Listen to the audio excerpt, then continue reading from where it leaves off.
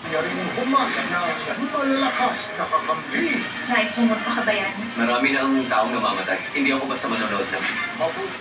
Ng mga pasilidad ng National Grid Corporation of the Philippines and GCP na natiling normal sa kasagsagan ng bagyong Enteng.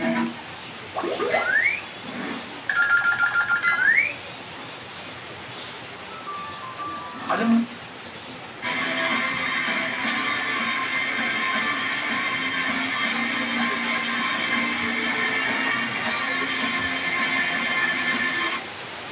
Pati ang damdamin sa iyakan at drama. magkaliwanagan na tayo para matapos ng gulong ito. Ikaw ang nanggugulo. At syempre, Kapag at dahil dito, pwede pa rin bumiyahe ang mga sasakyan na may plate number na nagtatapos po sa numbers 1 at 2.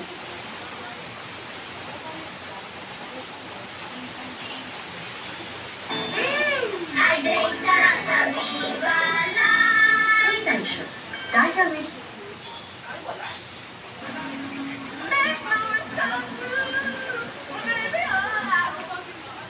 11:30 p.m. sa RPTV.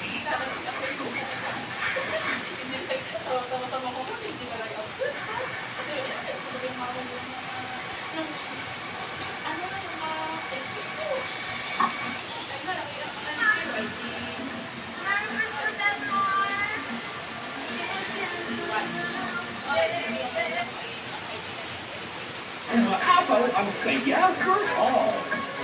Dito sa GPTV sa All TV.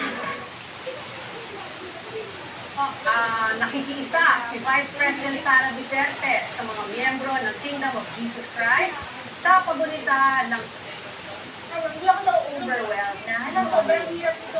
Nilalagyan kita ng baby steps, na parang hindi ako na-overwhelmed. Dahan-dahan lang muna, diba? Para unti-unti.